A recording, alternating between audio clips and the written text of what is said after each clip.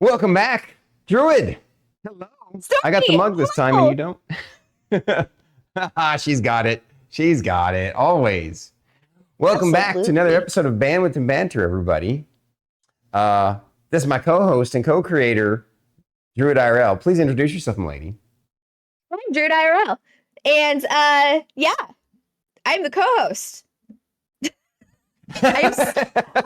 Listen, I am so excited for today. I can't.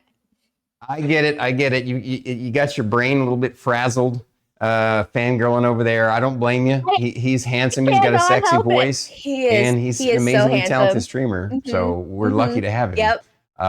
Husky Boyle was last week. He was also pretty spectacular, right? Yeah. It's an honor to have him on the show and watch him do his art. And today he's doing the raffle. Of art. So if you guys are looking for some high quality art, look no further than Husky Boyo. He is doing a raffle today. So if you want to go get some cool art and help out somebody in the process, because all of the proceeds are being donated, go get some art. That's right. Go check out Husky Boyo after Bandwidth and Banter and after us. Him. Yeah, you need to be here first. Just saying. Yeah. Can't leave yet. But okay, we're talking about the sexy handsome guy from last week, but we're really lucky to have a sexy handsome guy from this week, and again an amazing streamer in the circle with Tark and Rusty and those folks. Such a treat. Without further ado, let's just have him on the show right now. I can't wait. I'm so excited. IAmWillgrim, welcome. Hello, what's up? What's up, guys? It's good to have you, my brother. Oh, dude. Like I was saying before, it's been a long time coming, and thank you for having me on. I'm more than stoked, more than excited. Thank you. Ditto for us. Please, Willgrim, share a little bit about yourself and your stream for our viewers. Sure. Yeah. Call me whatever you want. Willgrim, Willy Boy, Willy, whatever. I honestly started off doing a lot of just whatever, but I've found my way into the treacherous realm of hitless Cuphead running. So somehow it finds you instead of you finding it. And it's consumed my life. So now I have depression. But no, that's usually what I do. I currently am only streaming twice a week. I do Tuesdays and Saturdays, 6 p.m. Eastern Standard Time. And Saturdays usually are either I'm doing more Cuphead runs or I'm having fun with some homies and just playing some Fall Guys and having some laughs. So yeah. That's awesome. Awesome. Yeah. Well, I think it's time to get into this interview to get to know you better and share you with all these wonderful folks. So ditto. We like to start this off with our favorite question. And I guess I'm the lucky one who gets to start the interview today. Willgrim, please share a boring fact about yourself. Boring fact. So I know that we all embrace nerd culture, and I love that. So I think probably the most boring and nerdy thing about me is that I write poetry in my spare time. Ooh. I don't know if that qualifies, but it's pretty cool. No, I mean, I think it's pretty mundane and pretty lame at times. But yeah, there's my fun fact that probably no one else thought of. I like it. What a treat. I love that so much. I was actually talking about how I used to write poetry all the time too. No way. See, it's something that should be done more often. I think it's a lost habit. It is. I too have indulged in poetry. Sometime the three of us will have to get together and do like a special poetry stream or something. Oh, that'd be cool. That would be awesome. Let's go. Cool. I'm so down. Yeah, that would be awesome. I'm so extra pumped. My Nana's in chat right now. Just Oh, saying. wow. Shout out to Nana. Shout out to Nana. Hi, Gertie Boop. Hi, Nana. Hi, guys. Anyways, sorry. Just so many things to fangirl about right now. I'm like so excited. All right, Willie boy. How did you pick your Twitch name and what was the inspiration? Yeah, so honestly, this is pretty basic. We were talking a little bit before about some cartoons. Well, I'm going to give a shout out to my favorite cartoon of all time, which is Over the Garden Wall. If you haven't heard of it, because no one has. It's on Hulu. It's like a short little 10 episode, 11-minute long per episode deal. And it's basically about these two guys that are dressed up as gnomes that have left the garden, you know. And yeah, did I trigger something? What? Oh my God! See, even better. Even better. See, you're literally halfway there. You have to do it now. We will for sure. You have to. It's just in your blood now. So you're saying this cartoon about guys dressed as gnomes inspired your name? So the idea was that the first time I watched it, it became kind of a joke that I had mistaken them for pilgrims because it's fall themed. Everything is fall themed in this thing. And I was like, what's with the pilgrims? And so my friends just didn't let it go for like forever. So anyway, the name that I came up with is actually my middle name, which is William, plus Pilgrim equals Willgrim. Love it. So it's very bland, very, very not cool, but that's kind of how it came to be. That was the inspiration. I love that so much. Yeah. I honestly think that Willgrim sounds like a really cool D&D character name. I don't think it sounds bland at all. Okay. Yeah. I've thought that Maybe too. I'll have to remember that. Because you spell it with an I for Grim because you mashed Pilgrim and William together, right? So because it's spelled with Grim, it's like it sounds like a D&D character to me. I'm like, yeah, looking back on it, it sounds a little darker than I wanted it to be. I didn't want it to be so edgelordy. I'm more, just like I was like, I don't know now, but it's around. Well, speaking of edgelordy, this is one of our other favorite questions that we like to ask. What Dungeons and Dragons class do you consider yourself to be in real life? Yeah, I think, and I went back and forth, but I think the thing, like at my core, is like I want nothing more than to just sit around a campfire and tell stories with my friends. And so I am a bard at heart. I cannot I can't be anything other than a bard. Like I just can't. It's not in me to do anything other than that, you know? I love it. Yep. Yeah. And I honestly, I kind of owe it to not to ramble, but I kind of owe it to my dad a bit. My dad is a retired folklore professor, believe it or not. Oh, very cool. So storytelling is in my family. So I have to say bard.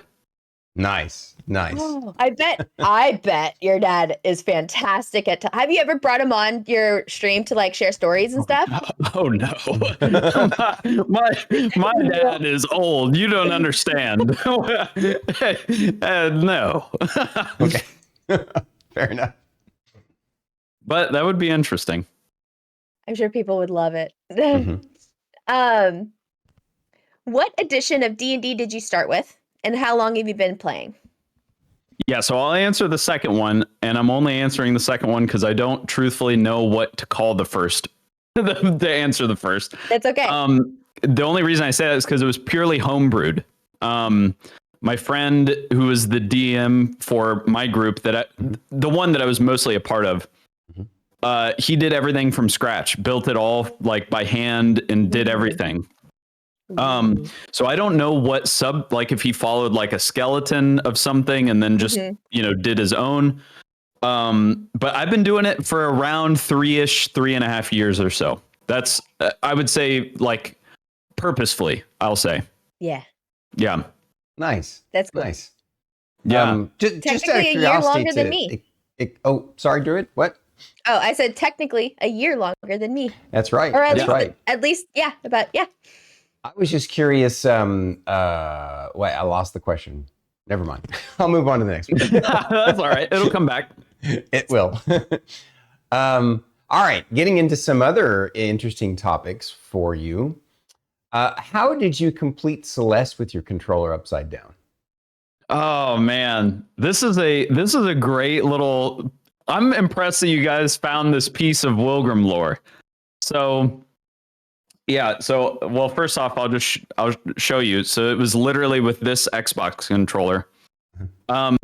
Here was the deal. This was very early on in my streaming career, and I played Celeste for the first. So let me back up.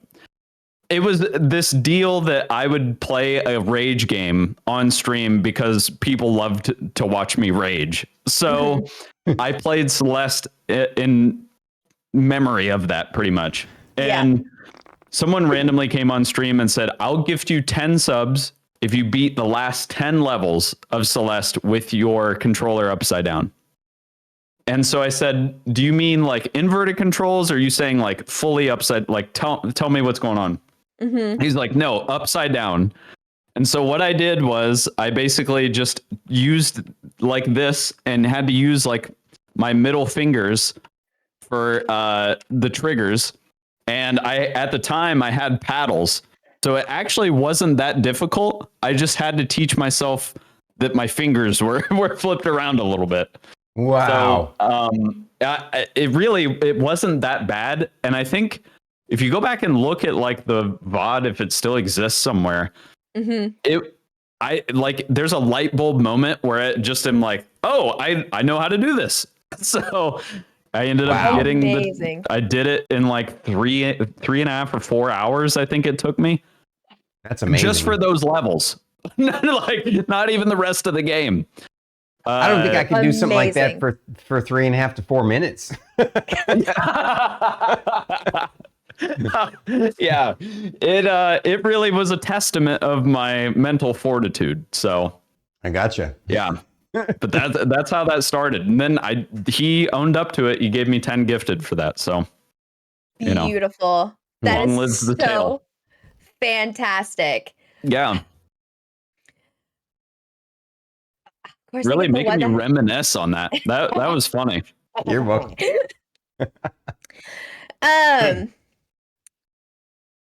What do you think the future holds?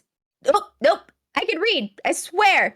What do you think the future looks like for the nanoparticle drug delivery? Oh my God. You guys are really digging in the archives here. Oh my goodness. Okay, so for anyone that doesn't know, I have a master's in pharmaceutical science, which also is something that people probably, if you've been in my stream, you'd probably be like, how the hell does this make any sense? And trust me, I wonder the same. So it's an anomaly. What a tough question. So nanoparticle delivery systems for drugs, it's not as far-fetched as it might seem. Yeah. We do all kinds of crazy stuff in pharmacology. There's all sorts of different like drug delivery systems that exist that would probably shock you. Honestly, I don't know like really what will happen in the next like 20 plus years, but I would imagine it will look way different than what we already do now. Is my prediction. I'm saying that as vague as I can because truthfully, well, one, I don't know a ton about it, but also it's astounding the amount of stuff that we've discovered just in the past like 80 years, let alone what's gonna, I mean, we're at like the breeding grounds for, discovery when it comes to medicine. So it's hard to say. I mean, I envision like we'll be in a place and time where like they'll have so much stuff figured out that they'll just give you like one injection and it'll cure like 90 disorders. I mean, it's just, it's hard to say. Nice. But yeah, nice. that's an interesting one. Science is wild. Switching gears to wild. one that's not quite such a zinger. What drew you to Twitch? Oh wow. So people, like 100%. So I was kind of explaining this before this podcast started. Really, I was doing YouTube content for like a year and a half before I even thought about coming to Twitch. And a good friend of mine had dabbled with streaming, done it like he was, maybe had threw up a stream like maybe 2 or 3 times. And he was like, I had a lot of fun and just meeting random people. And the thing that was kind of depressing about YouTube is like, you don't have any interaction with people for like, until you get a following, you're not really like, you're not really interacting with people. And so, I used to think like, streaming, it doesn't seem right. It just doesn't fit with me. And then I was like tired of just not interacting with people. And so, I threw up a stream 2.5 years ago and never looked back. I, really fell in love with just talking to people and hanging out. I mean, like I said earlier with the Bard question, I've always been that type of person that I just like hanging out with people. So Twitch delivered that. So, and that's literally how it started. Yeah, it's so wild. I love Twitch. I'm a big fan. Yeah. What did friends and family think when you told them you planned on streaming? I truthfully did not tell my family until probably like 3 months ago. That's I definitely kept it pretty hush. My friends were pretty supportive. I think they were there for like the early YouTube days for me. So they just kind of were there for the ride. I think what's crazy about all of it is, and this isn't to like poo-poo on any of my IRL friends, but I think I have more supporting friends that are virtual than I do out of any IRL friends. They like, I've never seen a group of people that have like wanted me to succeed at something so badly. And that's that's just like such an overwhelming feeling. And I'm really, really thankful for that. Yeah. Oh, so sorry to like side tangent that, but no, that's what we love. That's literally just what it's like for me. Listen, same. Absolutely same. Yeah. My best friend's literally sitting right there. And I've never even seen him in person. I know. You guys got it. One of these days. It'll happen though. Don't worry. It'll happen. And I know not to cook anything with cumin or cooked onions. Like I pay attention. Okay. So. Yeah. Roger see, that. All my homies online, they know I'm allergic to pineapple. So forget about the pineapple on pizza question. Willie boy gets it. Don't worry, we got something way better for you, buddy. We got something way better for you. Even better. Love it. All right. Even better. So this is a good question that's useful for folks out there who are thinking about getting into streaming or getting into streaming. What struggles did you deal with when you first started streaming?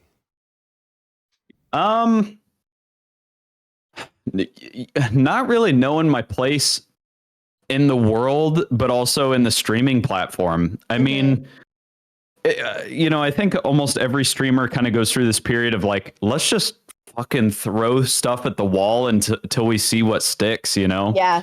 And that really was me when I first started. I mean, you go back and look at some of that early stuff. I played everything under the sun and tried various stuff. What I realized is, I had like a lot of entertainment value, but I just needed to find like my people, Yeah. And so I think really surrounding myself by the people that I liked, that I really liked being around was really what made the difference. So being, I think struggling early was with trying to find my people, putting myself around people that I didn't really enjoy being around. I gotcha. So, yeah. Gotcha. Yes. Yes. Good feedback. Yeah. I love you, Nana. Shout out to Nana. Shout out to Nana. Shout out. Sorry. I love her so much. Anyways, sorry.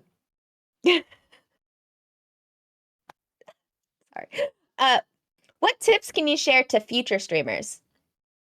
So, I'm not going to act like I've got it all figured out, because I certainly don't. I'm not, a partner. I'm not, this big name guy with this massive following. So, but I will say, the things that have helped me out a lot are, like I said before, finding my people and not being afraid to step away from people that, I don't really think deserve my time. Yeah. I think when you first start streaming, you sort of like, I don't know if you guys did this, but like I would join a community and be like, oh, this is it. Like this is like, I need to invest into this. I think now I'm so quick to be like, yeah, I don't see the value in me doing this unless if I'm there to support you, just know that I really care about you. And, I'm there for you, and I think that gets kind of lost with new streamers. I think they're just there to support whoever, hoping to get it back. And that kind of always made me feel kind of crummy, Yeah. So I think once I started like finding my people and being able to say, I'm happy to be here, then, if you can be a fan to someone else, then they'll be a fan to you if they really like you, Right. So I think if anything, just go find people you love, go find people that you find entertaining, and they'll find you, you'll find your way. Yeah, Indeed. Exactly. Indeed. That So 100%. I completely agree. Sorry. I just had to just throw that out there. Like, I think that is an important, I really want to just hone in on that point. You're not a part, like, you don't have to stick with the first community that you really don't. There's so much on Twitch. It's okay. Yeah. Spread your wings. Yeah. Like, Totally. it's okay. like, sorry. I have to agree with that. Yeah. Sorry. Go ahead, Stormy. No, all right. No, I was just going to absolutely. ask the next one. I think this is a nice segue into this. What do you enjoy most about streaming, Wilgrim? Oh man. I hate to be a broken record, but honestly, just like, there's nothing more fun to me than making memories with people. Like, the reason I started doing YouTube was because like I would game with my friends offline, and I would have this memory of like, oh my God, do you remember that time when such and such happened and we were gaming and we just lost it and we thought it was so funny and no one remembers it because we didn't record it? Yep. Like, that's literally what started it for me. So to me, what I get out of streaming is living for those moments, like beating Celeste with my controller upside down. Like, that's what I live for, is like stupid, funny, silly humor. And moments like that I'll remember forever, those are the things that I really love getting out of Twitch. And, it's all thanks to the people, like, it's all thanks to the people that, are there to make it fun for me too, so and make clips and make the clips for me. So yeah, absolutely. Yeah. So it's stuff like that just make the whole journey so much more worth it, in my opinion. Yeah. Agreed. 100%. 100%. How long have you been playing video games for? And what was the first video game you ever played? Oh, I've been playing video games so long. The first game I ever officially played was Bomberman on the Sega Genesis. So back in 1999, I want to say, was the first game. Like, it was a hand-me-down. Someone gave it to me. Wow. And then my sister and I just that was all we did was play Bomberman. I love Right it. on. That's awesome. And it was so much fun. It was so fun. I don't know if you guys have played it, but I would play it now. If like it's incredible. Yeah, that was like my first real experience with video games. And then it just snowballed from there. You know, I've been playing pretty much ever since. So I don't know whatever that is in years, like, 20 years probably. Yep. Wow. Oh, beautiful. Yeah. Beautiful. What is your favorite thing and the least favorite thing that you've streamed? Oh, Least favorite thing, Cuphead. it's starting to feel that way. Yeah, I keep saying that I'm done with it, and then it finds its way back somehow. I just don't understand how that works. But I would say, the thing is, I love most of the stuff. I've loved pretty much everything that I stream. This is not necessarily like a hate, I would say. Right. But man, I loved the story from this horror game called Visage. I'm sure you guys have heard of it, right? I have. Yeah. Yeah.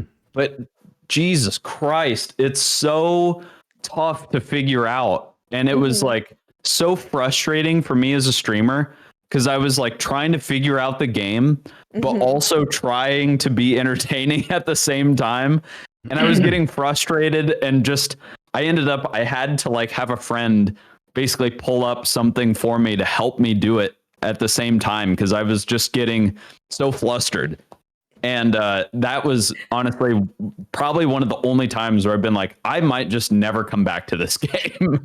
Like, it was so infuriating to figure out. Yep. The amount of times I have said, somebody Google how to find this thing for me, please. It's insane. Like I literally had to do that with Daggerfall last night. I've been playing that game every Thursday for the last 3 years. And some of the dungeons are so huge that I still haven't memorized how to get through them. And I still had to find a guide. Yeah. There's just some times where like those games, you're just like, what the hell is this? Like it just keeps going and going. And you're like, my brain doesn't work normal. So, I mean, it's not like, what might seem straightforward to most probably isn't to me. So, it's an anomaly. But yeah, that definitely was my least favorite. I'll be honest. I think the most fun that I've had on streaming is Fall Guys. I don't know if you guys knew me then, but my 1 year anniversary was with Tark, and we basically were commentators for this event where we hosted a game show of Fall Guys. And that was like the most fun that I've ever had. And Fall Guys has always been an outlet of fun for me, but I think it apexes Cuphead a bit. Nice. The hours of pain do not pay off. So I can confirm. It's sad. I keep seeing Tark going, all right, this is the last time I play Cuphead. This is the last time that I play. It'll be that way forever.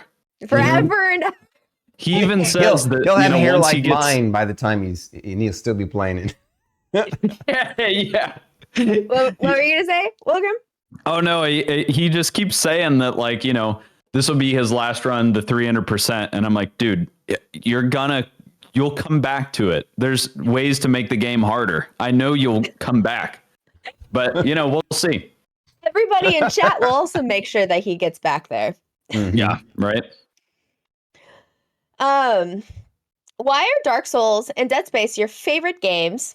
And if you had to choose one over the other, which would you pick? Dead Space easily.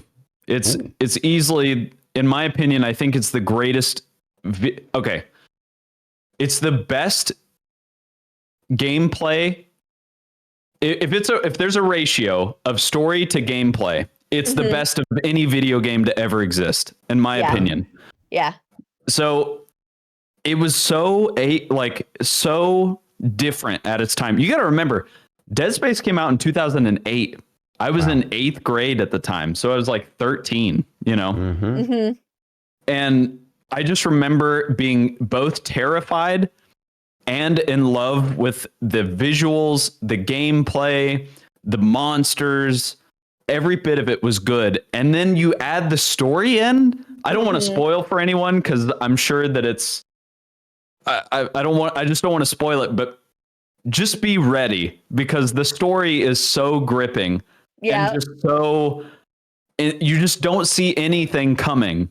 And it blew me away. It was the first game where I was like, I felt like I had read a novel. Like I was like, oh my God. Like I didn't know video games could be this good. So yeah, that one takes it for me. Nice. Now, I will say Dark Souls has a very special place in my heart because the story for Dark Souls 3 was also very cool. It was very mysterious and very not well, spoken out, kind of let you run with it a bit. Dark Souls was the first like hard game that I really mastered and was like proud of it. Yeah. So it'll always have a special place in my heart, but yeah, Dead Space for me is just it's too good. It's too good. Love it. Right on. Yeah. I love it. I tried to play, I played Dark Souls 3 and it's the only of the Dark Souls that I played because I'm not, for some reason, my brain doesn't really like the third person perspective view. I'm a big first person guy. I like the immersion. And so, but there was a first person mod for Dark Souls 3. And so I tried to play the first person mod for Dark Souls 3 and I got pretty far into it. I got all the way to those I think they were twins or like you're fighting two guys at once and in a swamp or something, in a building in a swamp. Oh my God. I got really far. I beat quite a few bosses. It was fun, but it was hard. That's honestly impressive because that would seem so disorienting to me. Like, it was wild to watch him play it in the first person perspective. It was because like my husband beat Dark Souls 3 in the regular third person. I've seen how hard it gets. And like just seeing Stormy run around and kill stuff without the auto lock. Oh my God. Yeah. Dude, what an animal. Yeah. Yeah. You gotta go back to that, dude. I would pay to see you beat that game in first person. The only reason I stopped was because I hate the mechanic of a game when you are walking through mud and it slows you down and there's no way to jump over it or get past it. And that whole swamp it drove me nuts. Oh, that part of the game is, it does it to you. It really makes you question humanity after a point. Yeah. Okay, here's a fun question for you. I can't believe I worded it this way, but whatever. What's the difference between a one-eyed snake and the cross-eyed bandits? One-eyed snake. I don't know if I remember that one, but I do remember the cross-eyed bandits. How did you guys find that? We know people. That's hilarious. We know people. That's hilarious, dude.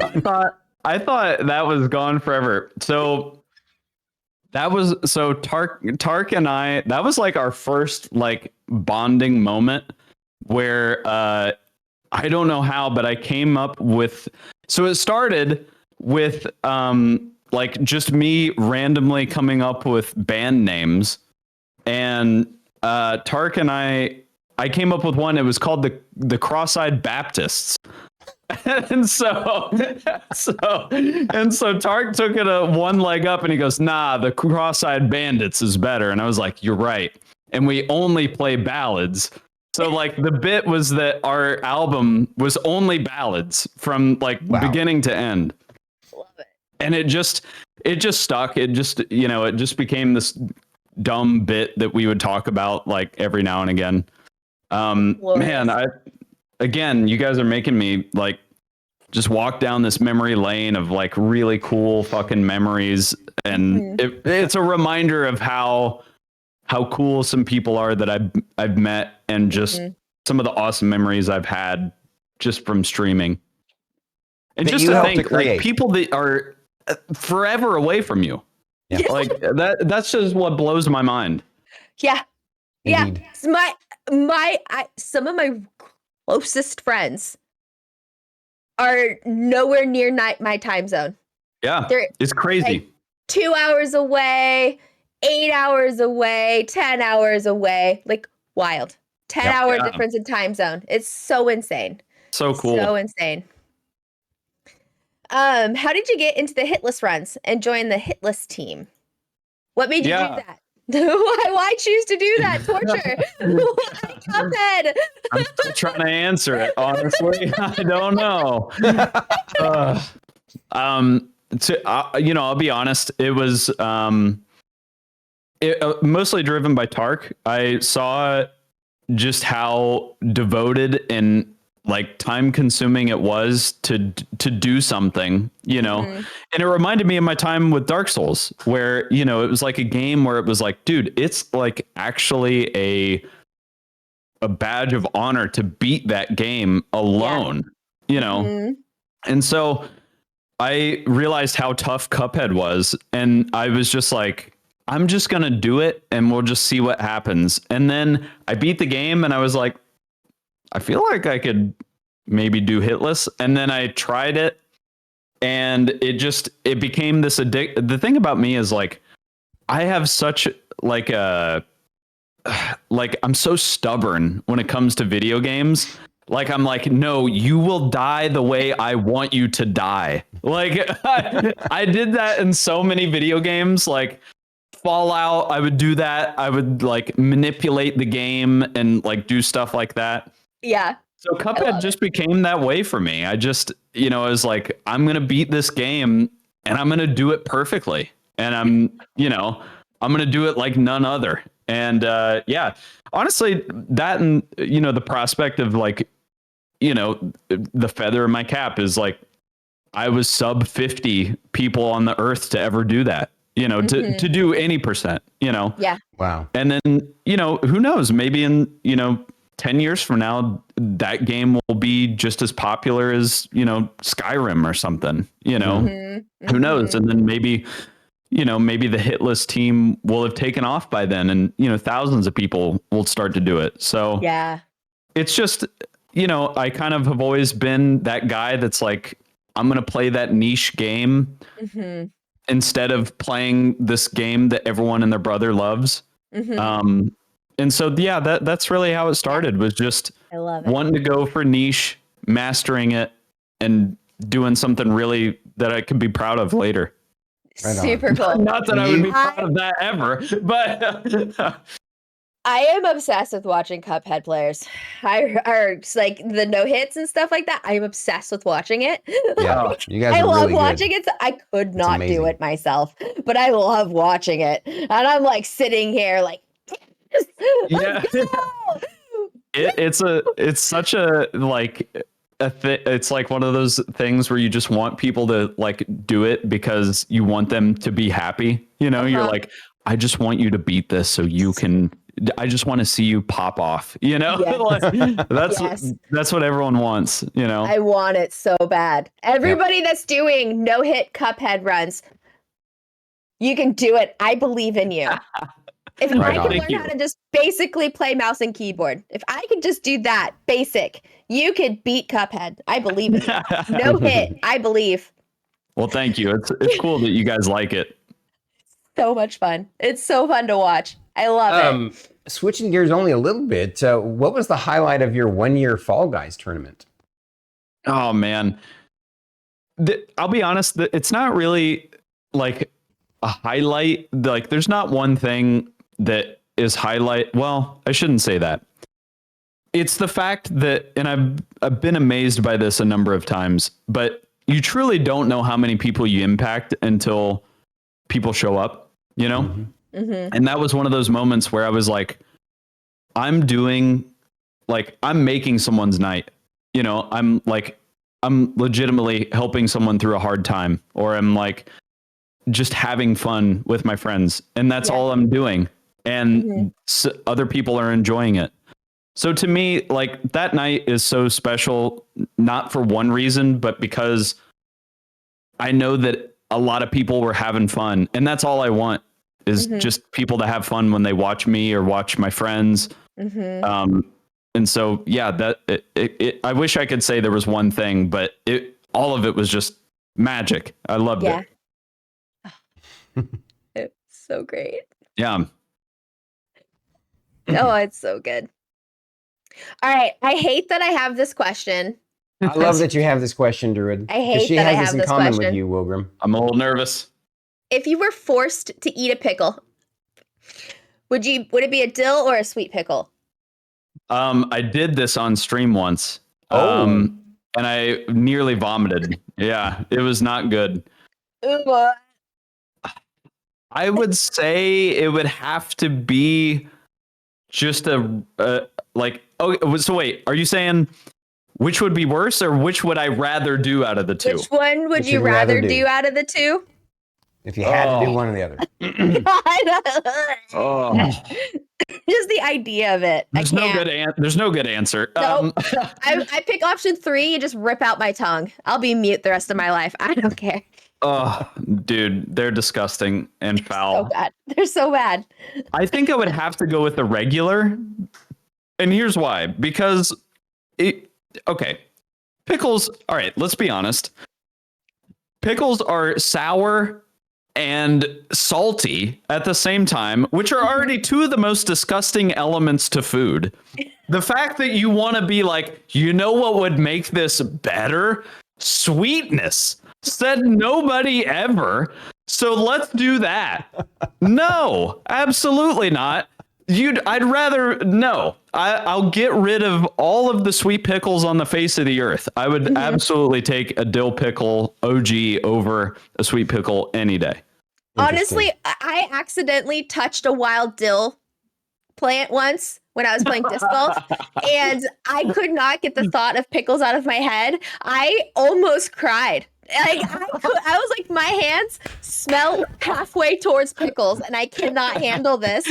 I was like, please, just take me out. Just shoot me now. Like I cannot. This is awful. Like just chop my hands off. I cannot do this. I honestly, I would rather. I can't. I would just like.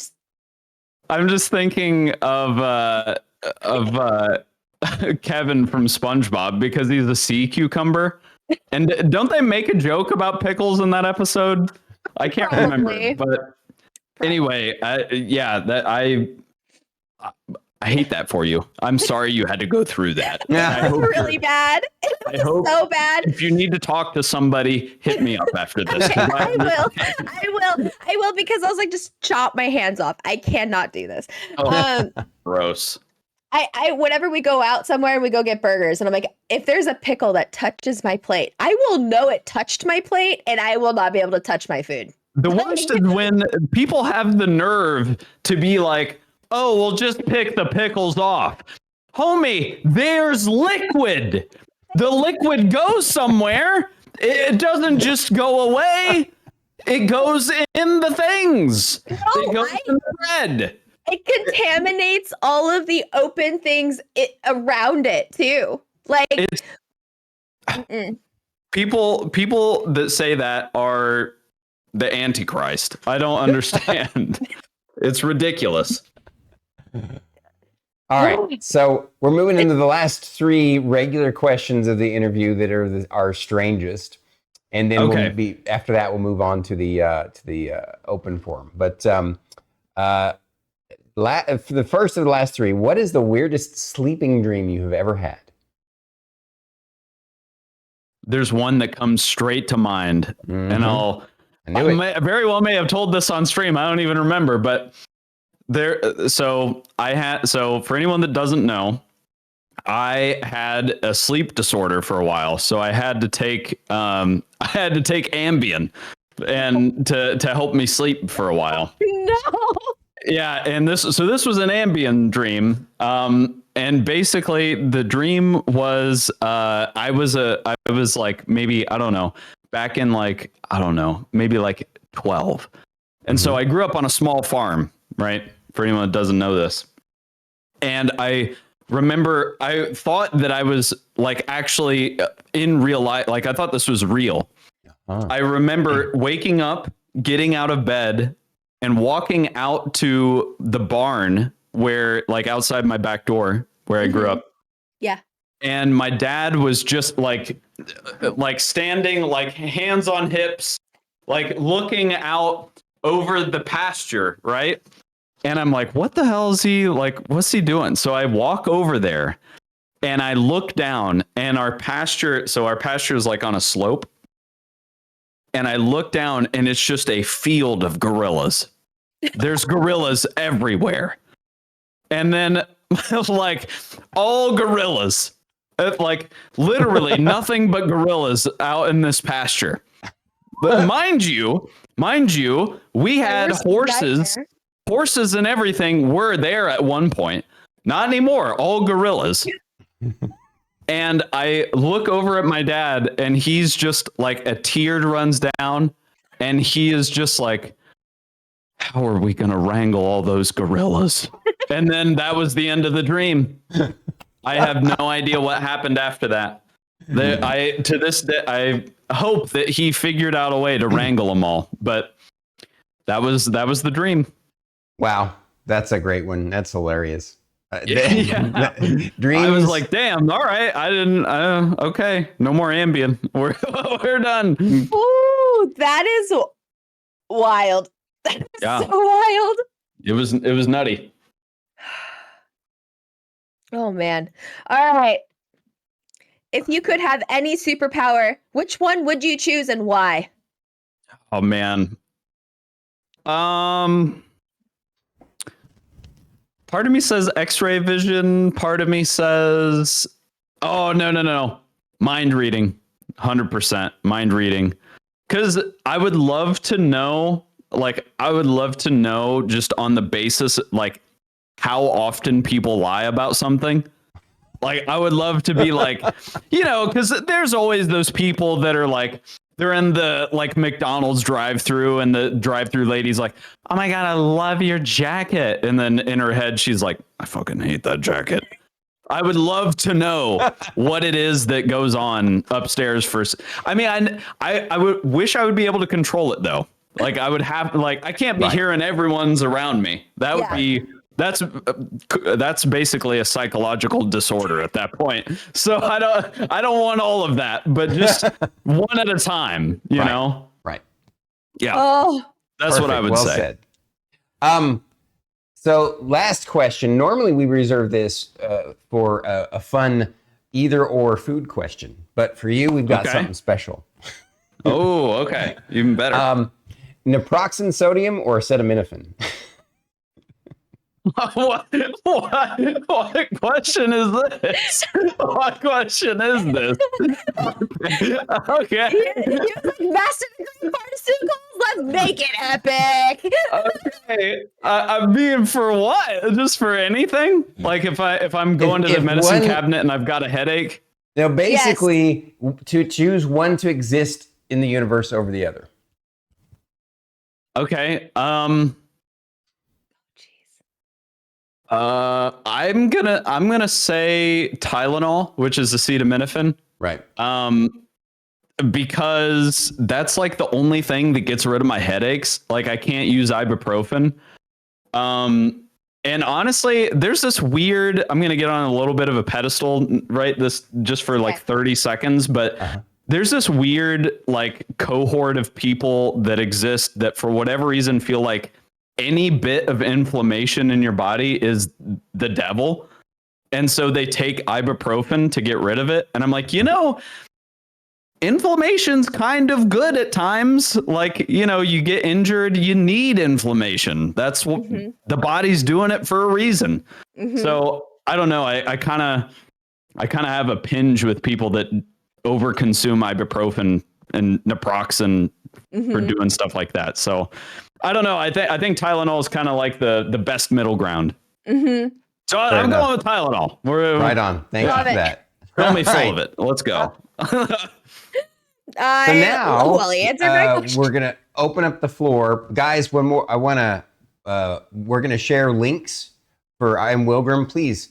This guy is amazing. He's talented and warm, wonderful human being. He's exactly the kind of folk that we like to lift up on Twitch. So please go check out his links, follow, sub, bits, all the works. Take care. Thank you guys very much. Yeah. Copy. And this is where we go into the open forum questions. But I will share, we're going to do things a little bit different this time because we still have a lot of interesting questions for you. So what we're going to do is we're going to take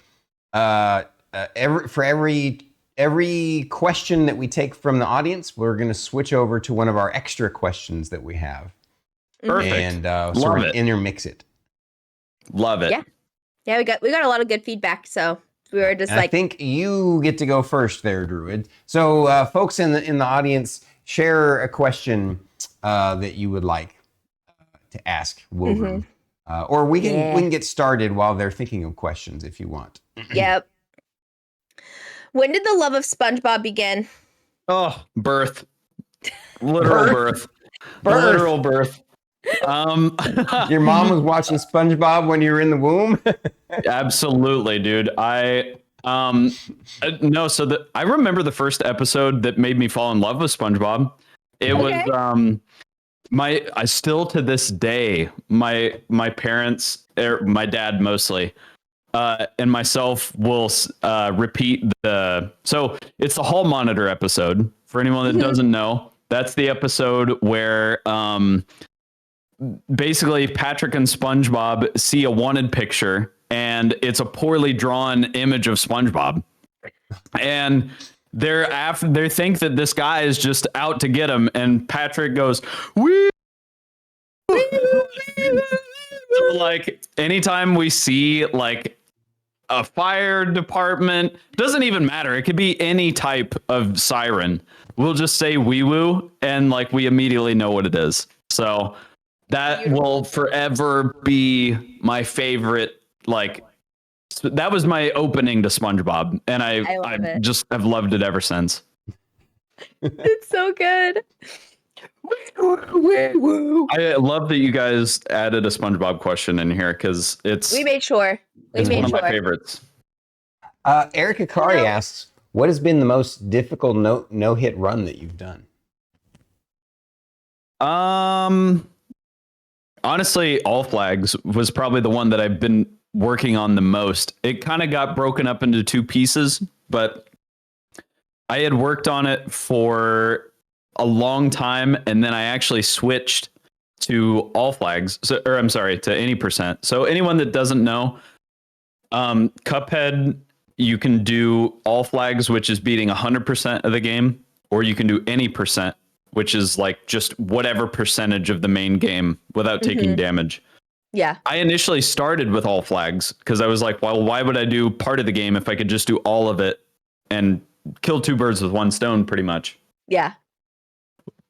I got humbled and immediately went to any percent. And then All Flags took me a long time to beat, and it just happened like maybe a month ago. So I would say that one was the hardest that I've done so far.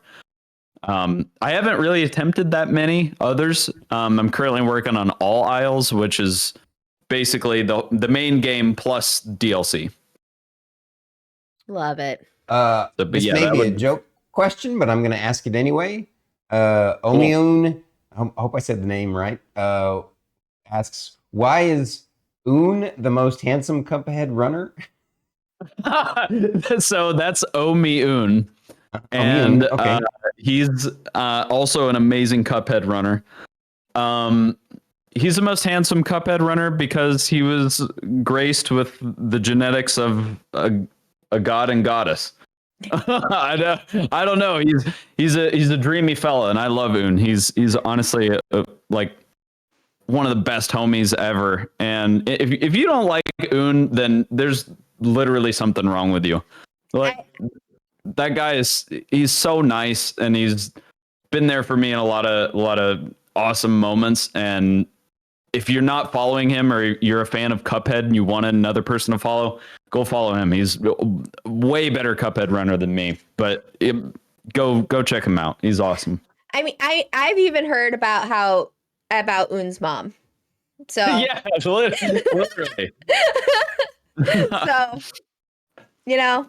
Yeah, I think I may have like. She's famous. So. Un's mom. Shout out to Un's mom. Never met her, but I'm sure she's a nice lady. Shout out. All right. Sorry. Next question, yours, Druid. Sorry, I have to shout out Un's mom. Okay. So, so She's a nice lady. That's funny. Jenna asks, why does he love Fall Guys Hexathon so much? Oh my God. Don't let them lie. They love it too. They're just a bunch of sluts, dude. They all say, "Oh, we don't love it." Okay, well, you played it for 4 hours straight. You may as well love it. Listen, so they claim that they don't like Hexathon. It's the most exhilarating of all the games. It's the only one that is exciting from beginning to end. You start on one level, you work your way down. There's trickery involved. There's deceit. There's mind games. It's all fun and games. And it's 100% the best game on Fall Guys. I will die on that hill. You made us. We didn't have a choice. Okay, well, that's true. But I didn't ask for your opinion. It was my day. Okay. It was my day. You signed up for it. It's not my issue. Oh, I got a fun one here. Jumping around a little bit. How often does laughing make you throw up ice cream treats? Oh man, that was a brutal day. That was an absolutely brutal day. This is another great Willgrim story. So here's the story. This was back in high school. I had just gotten done with playing a football game the night before. I woke up and we had film the next day. Uh-huh. We lost, by the way. Terrible game. And my friends and I said, you know what? Let's go to the most luxurious place that we can afford, Dairy Queen. And so we went to Dairy Queen. Yeah. And I ate a full order of biscuits and gravy because why not? And then I said, you know what? Let's spice it up a little bit. Let's go eat a large cookie dough blizzard. So I did that as well. And my friends made me laugh so hard that I had no option but to expel everything that was within my intestines. So it just all came out all over the table. And my friend looked at me dead in the eyes. He goes, "It's okay. I'll disguise it." He grabs, there's a small, so this is like early November. He grabs a small, there's like a table piece, a centerpiece. It was a cornucopia. Mm-hmm. And he just slid it in front of the pile of vomit. And I casually went to the cashier to go get a mound of napkins and just put it all on top of it. I did clean it up for them. So yeah, there's your answer. That was a great story. Thank you for sharing that. I'm glad we found that one. Yeah, yeah, you guys are digging through the archives. I love it. Mm-hmm, mm-hmm. We were very fortunate to have gotten some really good ones. In fact, you want to do another one there, Druid? Is there one how did you force yourself to eat so much chicken when you were a hardcore weightlifter? Oh God, yeah. So this like kind of became just a bit. I forget. I think Tark said something to the effect of like, you know, I just ate so many rotisserie chickens or whatever because I was a weightlifter. It is true. At one point in my life, I was very, very dedicated to like the lifestyle of weightlifting and exercising and stuff like that. I was never like big on like the what would you say, like the powerlifting scene or anything like that, but I was definitely doing it for like general health and whatnot. Yeah. And it got way out of hand. But I remember specifically eating, one time I ate 2 rotisserie chickens in a day. I had one at lunch and one at dinner, and those were like literally my meals. Wow. Because it was like $4 or $5 per like one, you know? Mm-hmm. So Yep. I would go to like our little cafe that was in the Union, and I would buy a rotisserie chicken or 3, depending on the day. And yeah, I definitely force fed a lot of chicken. So That is glorious. Oh, here's a good one. It's a little. What is your current favorite book? oh, I'm so glad you asked me this. Current favorite. I'm currently reading the Throne of Glass series, which is, if you're not familiar, it's same author that made ACOTAR, A Crown of Yeah. A Crown of Thorns and Roses. Yes. She made before that she made this or wrote this series. I think started in like 2014 or so, and it's very good. I'm hooked on it. I'm on the 4th book, and it's great. I really love it. It's honestly, it's reignited my love for reading. So Right on. that's my favorite right now. It's a great like intro to fantasy too. I think it's very easy to read. So I think if people are like kind of wanting to dabble in it, I would start with something like that. I've read A Court of Thorns and Roses, and I got up to the 4th or 5th book, something like that. But yeah, it's. I haven't read that series, but yeah, I would highly recommend the Throne of Glass series. Yeah, I've heard a lot of good things about Throne of Glass. What are you guys reading? Or do you guys read? I do. I go off and on from reading. I actually started reading Game of Thrones again, or A Song of Ice and Fire. Okay, very cool. So I off and on read. It's been a while, honestly, since I picked up a book, and I should probably read more. I'm trying to think of what the last book I read was. I'm sure it was a philosophy book of some kind. Okay, very cool. What's like? I'm sorry to like turn all these questions to you, but like, what's a line of philosophy that you like reading or exploring? Personally, I'm a fan of Jung. That was someone that I really enjoyed reading in the past year or so. Yeah, Jung is awesome. Definitely, especially if you want to get into understanding, the psychology of people and how we think and feel about things. I definitely a very, very good stuff. I would say, in the past, I've been a big fan of some of the classics, but Descartes, Socrates. But my favorite philosophy book is a book called Tertium Organum by P.D. Ouspensky. He's a mathematician, and it'll bake your brain. It's not an easy book to read. Okay. But my other favorite book is just the opposite. You can literally read it in a couple of hours, probably, or so. It's Jonathan Livingston Seagull by Richard Bach. Okay, interesting. Just a classic 80s fun kind of book. Very cool. Okay. Yeah. Yep. Yeah. If you ever want to talk philosophy, Stormy's your guy.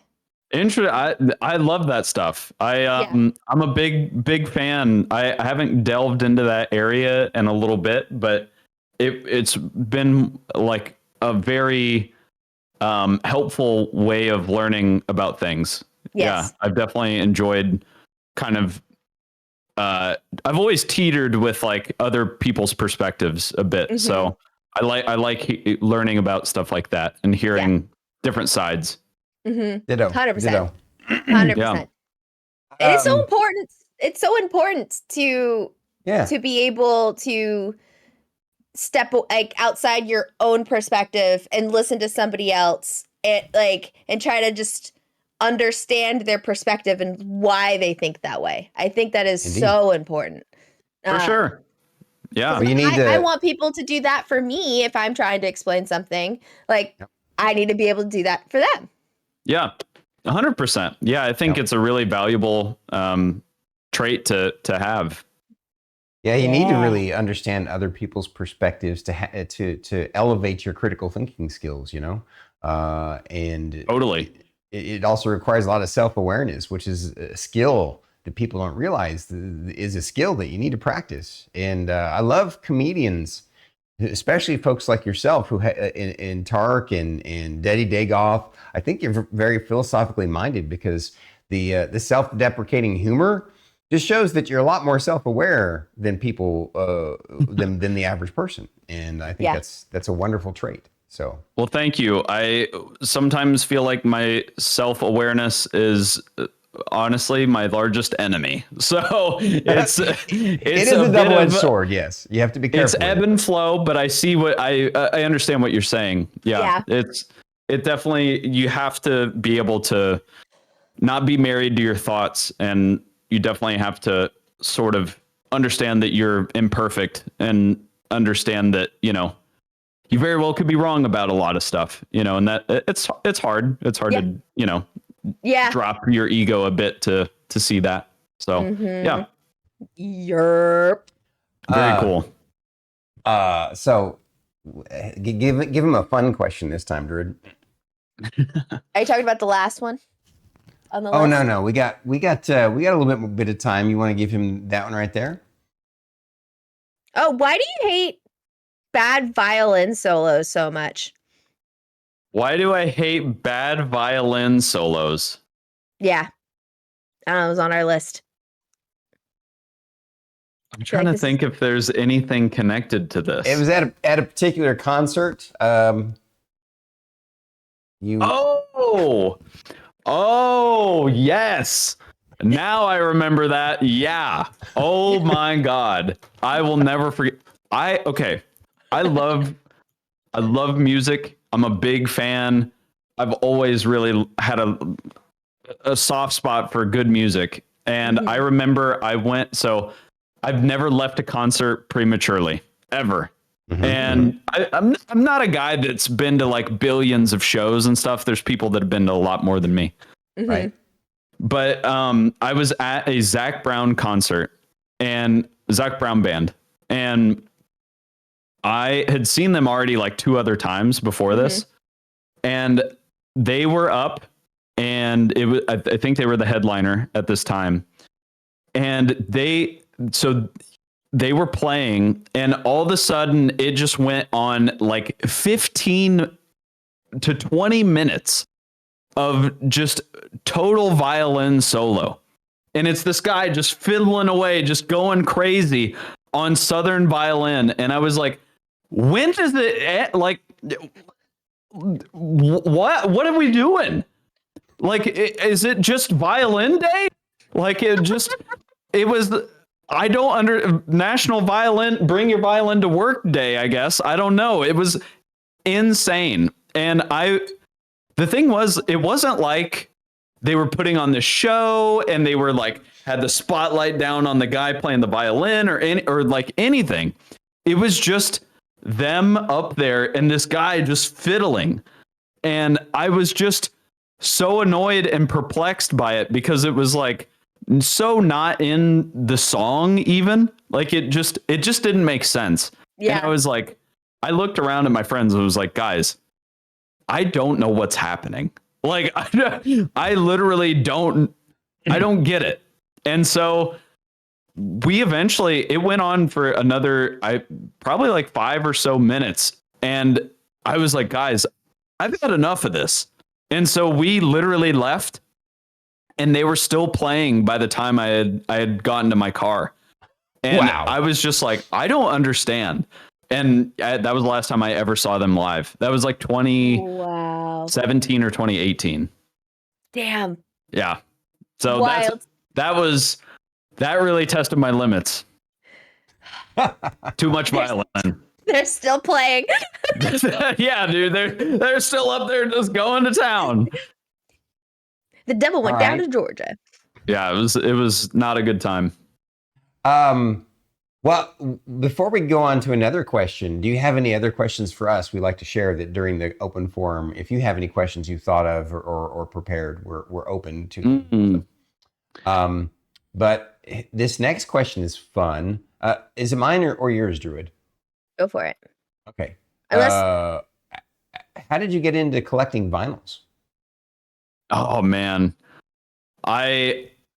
Well, so it kind of started when I was a little kid. My grandfather and I were very, very close, and he had this really old, like it was one of those like the old fashioned record players where it was like a literal setup. Like it had the speakers built in it. It was tall. It was like big, and you had to open the cabinet to like be able to put the record down in it. yeah. And I just remember pulling out Tutti Frutti by Little Richard and putting it on the record player and letting it go and just running around the living room and just having like, I thought it was like one of the most magical songs ever. Like, I just thought it was so fun. Yeah. And he had all these old records, and I thought it was cool that, you know, you could have like this 12-inch piece of plastic and be able to play music out of it. Yeah. And I sort of lost touch with it for a lot of years, and then I sort of recently got back into vinyl, probably within a year and a half or two ago. I just think it's one of the most like pure forms of listening to music. Like, there's nothing better to me than sitting down, like putting on a record and just listening to whatever it is. I don't know. It just sounds a bit warmer, a bit like pure is the best way that I know how to say it. Like being able to hear all the sounds, and especially if you listen to like a really well done, like an older vinyl that's from like a live show, you'll pick up all these weird, like little quirky, like teetering noises and weird crowd stuff, and like just, I don't know, interesting stuff that you wouldn't hear on like just a normal track, you know? Mm-hmm. And so I think it's I think to me, vinyl just holds that place in my heart. And honestly, it's almost all about the adventure. I'm sorry that this has taken me a minute to get through. No, that's love perfect. You guys know, I said before I ramble. So, but it's like my comfort. You know, I love going to a record store and being that guy that will literally pull out every single cabinet and drawer and thumb through all the records and pull the record out and be like, oh my God, this was pressed in this weird shade that, you know, only got released a little bit, or like, oh, here's this one record that just everyone forgot about. You know, I just kind of have always really liked that. And it's just a fun pastime for me. Like, you know, I go to a vinyl store like pretty much like 2 or 3 times a month, and it's just like how I spend like my day is just going to the store and just thumbing through vinyl and finding one of those that's like a gem, you know. Yeah, that's awesome. Yeah, I think every good vinyl store should have a section that's just totally unlabeled and just lets you just have at it, just thumb through it. There's no organization, no, like they're not in any order, just go through it. And that's throw it in a box. Yeah, that's what I love, is thumbing through stuff and finding it that way. So anyway, there's the long answer. It's a great answer. I love it. I sort of get it. Like long ago, I used to collect a specific comic book, Grimjack. And so I would go into comic book stores and thumb through their old collection. And it's an off, like it's not a DC, it was a First Comic, which is a kind of a relatively unknown brand. And so trying to thumb through old comics to to complete the collection of all of the issues was kind of that same kind of feeling. It was just, you get it once you've done it. I would imagine that would, you know, that's got to be really satisfying too. I don't know if you kind of get that way, but for me, like, I don't have a lot of these, but like getting like a complete set from an artist is such a cool feeling. Like to have them all like, just there with you is kind of cool because then you can see the progression a bit. I know it's a little different with comics, but having like all complete is like just such a satisfying feeling. So I'd imagine that's probably what you get. It fits for this one because it's not a comic book that continued, right? The company that used to write it, they went out of business eventually, and so the comic book ended. So I totally get what you're saying. Yeah, that's a shame. I'm always sad to hear stuff like that because I always have this piece of me that, and maybe this is again the bard coming out, where like I don't want things to end. I just want things to keep going forever. I want it to be like, I don't want the bad times to ever come back. I just want it to be good. And I feel that way with like Over the Garden Wall, like I talked about earlier, or like you say, that comic book. Like I just want it to, for your sake, I want it to keep going forever and ever and ever. Yep. Yeah. Raditash asks, what is your favorite vinyl? And do you have one that you are searching for and can't find or wish that you own? My favorite one ever, and I know people are tired of hearing me talk about this, and I'm sorry this is going to take more time. But No. Do it. Don't apologize. That's what we're here for. my favorite record of all time is Watching Movies with the Sound Off by Mac Miller. And it's not the typical, so atypical of rap music because it's heavily influenced by drug culture and addiction and depression and really deep and difficult things to talk about. Interesting. And it came to me in a time where I was really going through stuff like that too. So having like someone, I mean, we're talking, the album came out in 2014 and that was not a time when mental health was being talked about at all. Yeah. It was not in the limelight. And I came from a rural community with low population, where men really weren't allowed to talk about their feelings, Yeah. So here I am listening to Mac Miller back when he first started, where he kind of is like more poppy and uplifting. And then I come back in 2013 and I find this album that's all about like this dark content. And I'm like, oh my God, it makes sense. Like it was that light bulb moment for me. Because I realized he was talking about the things that I was feeling, but I didn't know how to express it or to talk about it, Right. And so I have, to answer the question, I have a 10-year anniversary box set of that record and some additional content that came with it. And it's just really special to me. It's like, I think everyone has that album that they can think of like a point in time in their life and they just vibe with it.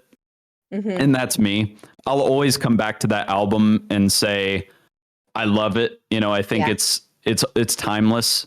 And, so to answer you, that's my favorite album. I think the other part of the question was one I wish I owned.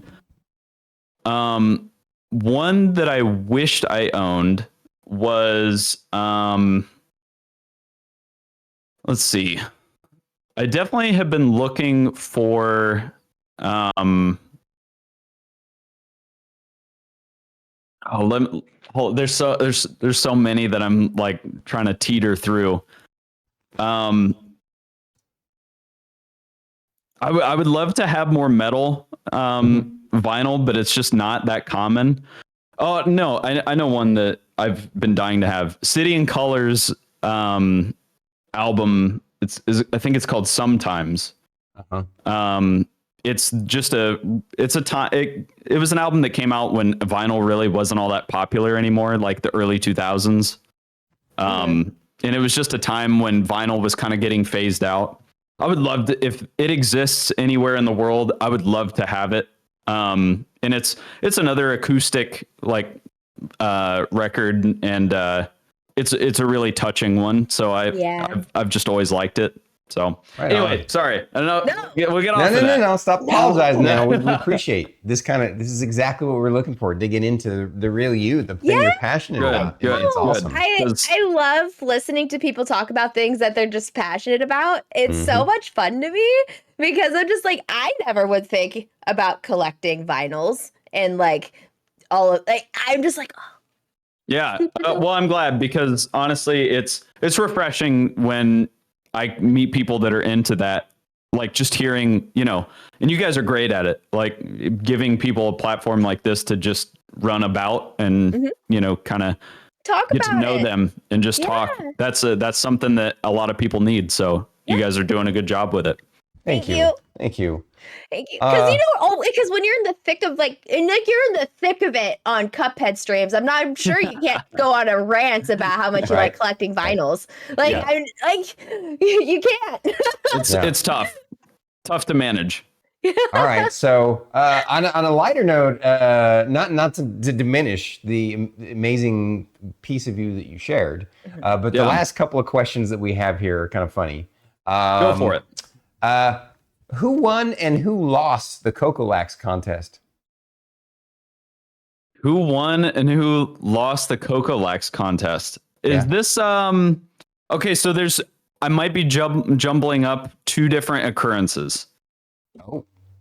So there's an age-old story of where I had a friend who actually, if you want to call it dosing, they dosed me with Cocolax without me knowing. Oh my God. I was in college. Yeah.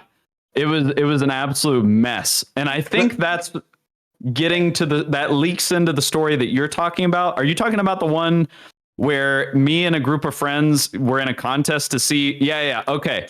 That's okay. So it's two stories, right? Okay. So the first story is that a friend betrayed me and basically baked these brownies with Cocolax. And I ate one and blew my brains out through my colon. So, and then later we were like, this is a miracle. We didn't even know this was a thing. So we came up with this idea of whoever could eat the Cocolax the quickest. But then I think that if I'm remembering it correctly, it was whoever could hold it in the longest.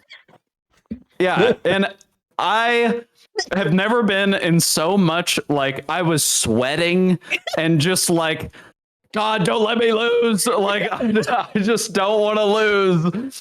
I don't remember what the losers got, but I do remember not losing. So I can't recall who won. Did I say in the memory? I don't remember. We only got a little snippet that we deployed that way. Okay. Yeah. So funny. I love that you guys are doing this. I just love that you guys are pulling out all the punches on this. Oh man, it's our we do treat, our best. believe me. We do our best, honestly, it's thanks to the people that responded to us messaging them. It's shout out to you guys. Yeah. Now some of it we do our own digging. Of course, we read and pay attention, and but some of it is for what she said. So you want to curated. Yeah, you want to ask him the last one here. This one I'm super curious I'm about. assuming this is one that you got from Tark too, I'm guessing. Yeah. That Creighton has been in my life for too long. He's developed everything here. Hit me with it. What do you got? How did the girl react when you sent her that picture of your poo? I knew that this was coming. I knew this was coming, dude. I knew it. I knew it was coming. I knew. I told this story not that long ago, and I knew it. All right, so here, this is another story. Well, guys being dudes being guys. I was a part. This is true. I'll admit to it. So my homies and I, anytime you took a royal just doogie, anytime you just got a big pot filler, you had to send a pic. You have to. Yeah. It's like when someone has the nastiest fart, you got to smell it. It's courtesy. It's a courtesy sniff. It's the same thing with a big one, Yeah. You gotta send a pic to the guys. Mm-hmm. Well, this was in the days of Snapchat, and I was talking to a lady friend at the time, and well, let's just say that her name was not far behind from the group that I was also a part of. And she received said massive pot filler, dude. This thing, to give you, not to be too graphic, but just so everyone knows the gravity of the situation, this thing, not often does this happen. It went out of the water and onto the land bridge. It was the bridge to Terabithia in the toilet. It was insane. I had to take a photo. I had to. Accidentally sent it to the lady friend, right? Mm-hmm. Not dead silence for forever. And we went from talking all the time every day to ghost, pure ghosting. God decided that wasn't enough embarrassment. So I am out in class in public, like I'm walking from class, and I see this girl. And we are confronted again. Like I had no choice but to like communicate with this girl, right? Mm-hmm. So there she is, and I just was like, "Oh, I didn't mean to send it to you. I meant to send it to some other dudes. My bad."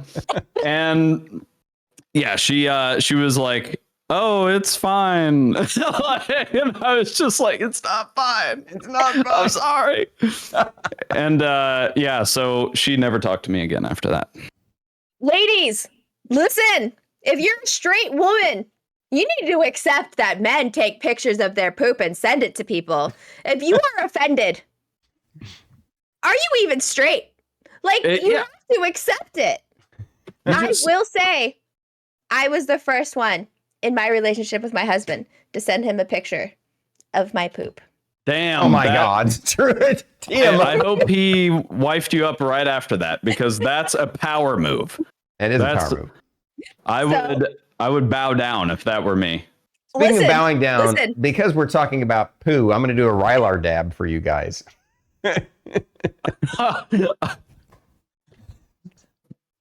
Inside joke from our previous D&D campaign. Yep. The character, the NPC, the comedic NPC, he likes to talk about poo from time to time, and lovely. This is how he dabs. He Rylar dabs. Okay, I'm following you now. Yeah. Yep. She clearly, Reditash agrees. She clearly wasn't the one if she didn't find that funny. Listen, if I was sent that, I would have been like, "Holy fuck, are you okay? Like, did you sweat a lot? Like, listen, yes." Absolutely. To answer, it was legendary. That's the point. Yeah. On that note, ladies, sadly, on that note, our time has come. That's all we got for Willie Boy. Let's get on out of here. Listen, I am not afraid to talk about poop. I played Cult of the Lamb. The amount. So I am no longer afraid to talk about poop on the internet. Just saying. Yep, that's a game. That's just how it goes, Sometimes you accidentally send poop pics to ladies, sometimes you don't. And if you haven't, consider yourself lucky. That's all I can say. Mm-hmm. Well, I know that we're lucky that we've had you on the show, and I really appreciate you spending an hour and a half, a couple hours of your time with us tonight. It's seriously the honor is. I'm beyond honored to be a part of it. So thank you guys so much for having me and wanting to put up with my questionable humor. I love it. I love it. Thank you for all the great comedic elements and for being amazing, guys. Support this person, this fella. IAmWillgrim. Go to his links. Give him all the biddies and subs and titties and all that stuff. Thank you very much. Very, very appreciative. Love you guys. Hope to be in some streams soon for some new people. You betcha. Oh, yeah. Absolutely. You guys better. Oops, I made the titties lopsided by accident. Nothing wrong with that. They're just looking. Yep. Oh. You transitioned on me quickly. Sorry. Yep. I was wrapping up. Sorry. I was too focused on making titties. Sorry. Yes. No, it's all right. Guys, thank you all so much for hanging out with us and meeting IAmWillgrim. It's funny, you talked about fangirling yourself, Druid, but I like, me too. Willgrim is amazing. Exactly the kind of person that we love to have on the show. And I see why he and Tark and Rusty get along. They're all like, what's that saying? Birds of a feather or something like that. Definitely. One of those things. One of those sayings. Yes. But yeah, big fan. I'm a big fan. So everyone, please go support him. Thank you. And he was amazing to have on the show. So we appreciate you all. Who do we have on next week? We have on Eclipse. All right. Right on. Yeah. He's been a great supporter of the channel. Of Bandwidth, of big fan of Banana Tom. Yep. I've been hanging out with Banana Tom a lot. So we got to show some love to him. Super cool guy. Appreciate him a lot. So excited. All right.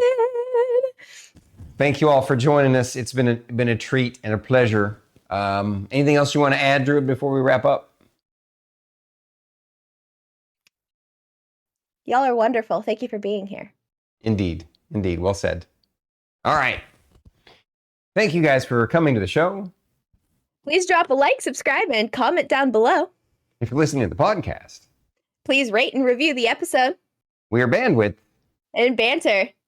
Thank you. And good night. Goodbye. Bye, guys.